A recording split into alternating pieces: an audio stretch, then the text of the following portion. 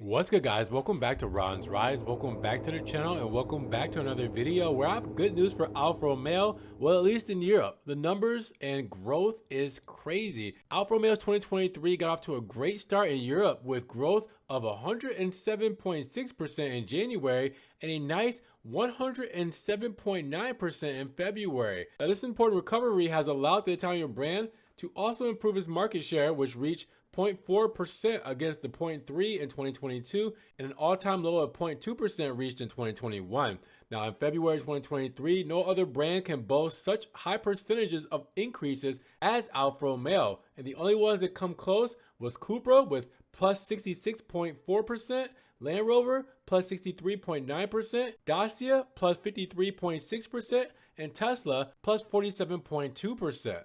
Now, the data is very promising, even if it should be remembered that the sales numbers are still kind of low. There are, in fact, around 3,384 new Alfa Romeos registered in the month of February for 2023 in the old continent against 1,485 in February. Now, this is one of the least exciting months in the recent history of sales for Alfa. Now, these numbers place Alfa Romeo deliveries just ahead of Lexus and Lancia, but still behind Honda, DS, Land Rover, and Porsche.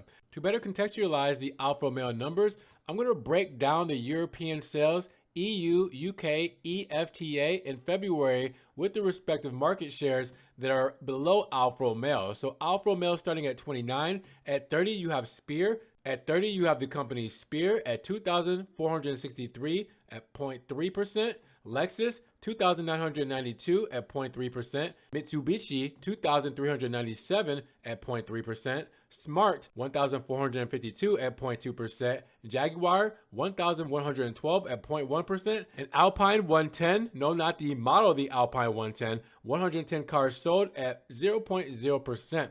But that's it. Alfa Romeo only beats those. Above Alfa is Honda, SD, Land Rover, Porsche, Jeep, Cupra, Mini, Suzuki, Mazda, Nissan, Volvo, Seat, Tesla, Citroen, Fiat, Opel, Vauxhall, Hyundai, Ford, Kia, BMW, Dacia, Renault, Mercedes, Audi, Skoda, Peugeot, Toyota, and Volkswagen. But let's talk more about the good news, because what does this surge in Alfa Romeo sales mean? And what are the reasons for the boom in which model drives the growth of Alfa Romeo cars?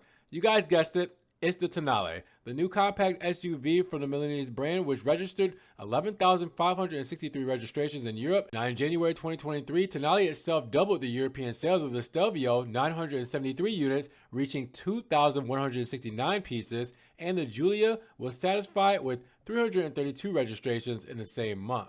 Now, the Tonale is already sold in many European countries and also in other parts of the world, both in the 130 and 160 horsepower 1.5 mild hybrid version and the 130 horsepower 1.6 turbo diesel version, as well as the 280 horsepower 1.3 plug-in hybrid engine. In Italy, prices vary from a minimum of 36,000 euros to a maximum of 55,900 euros. Now, the relaunch plan announced and repeatedly confirmed by CEO Jean-Philippe Imperato, the French manager of the Italian origins under whose leadership Alfa Romeo intends to improve the positioning of the brand without the pressures due to achieving of high volume. He said himself last year, "We want to be able to say that we have brought Alfa to the right level of technology, electrification, CO2 emissions, while achieving an adequate level of profitability. We must protect the reputation of the brand." Now, getting down to the nitty-gritty, the next news for the Alfa Romeo brand concerns the restyling of the new Giulia and Stelvio Quadrifoglio models. Also this year in 2023, the year in which Alfa Romeo celebrates its 100 years of Quadrifoglio brand and 60 years of Auto Delta, the new Alfa supercar should be born, the spiritual heir of the historic Tipo 33 Stradale. Now, in 2024, it will then be the turn of the first electric Alfa Romeo, the compact SUV closely related to the Jeep Avenger, which will not be called the Brunero as expected, but which will be produced in the Polish Stellantis plant. Now, this will also be joined by the new C-segment model here to the Giulietta. Now, the first taste of the Alfa Romeo branded EVs will lead to an already announced transition to a fully electric range by 2027.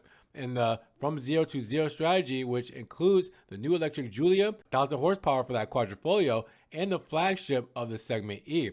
Now, the latter, with a body somewhere between a sedan and crossover, aims to challenge important rivals such as the BMW i5 and iX, Mercedes E-Class and EQE SUV, as well as the Audi A6 e-tron and Q6 e-tron. But with that said, good news on a sales front, but it could always be better, and it seems like Alfa Romeo is striving for that, and I think they'll get it there, slowly but surely. But with that said, what do you guys think about the growth of Alfa Romeo models? Were you surprised to hear some of the brands that were above it as far as sales?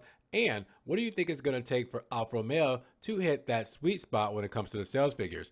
Drop those comments down below. Now, if you guys did enjoy the video today, make sure you give it a big thumbs up. Giving the video a like will help get it up in the rankings. More people can see it. And we'll have a bigger discussion on Alfa Romeo being the biggest growing brand in Europe in the month of February. Now, with that said, if you guys want to help further support the channel, always check the links down in the description below. We have a one-time link donation for my PayPal, my Cash App, my Venmo, and my Patreon, just in case you guys want to donate an extra $1 or $2 to the channel. I appreciate that extra love, guys. Thank you so much. You guys can also check out the Ron's Rise merch and check out the social media links down in the description below. Now, make sure you guys subscribe to the channel, but click the notification bell so you don't miss one video. And with that said, you guys be blessed, have a great day, and we will talk to you guys in the next Ron's Rise video. Peace.